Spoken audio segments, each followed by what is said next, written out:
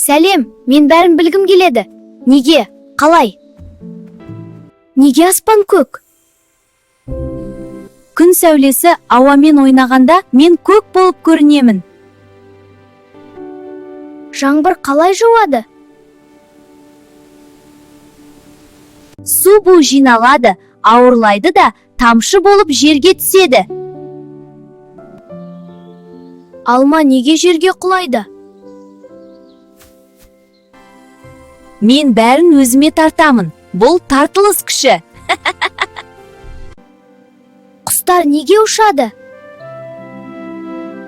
Қанатым бар, мен ауаны қағып көтерілемін. Балықтар неге суда өмір сүреді? Мен суда тыныс аламын. Су менің үйім. Біз неге ұйықтаймыз?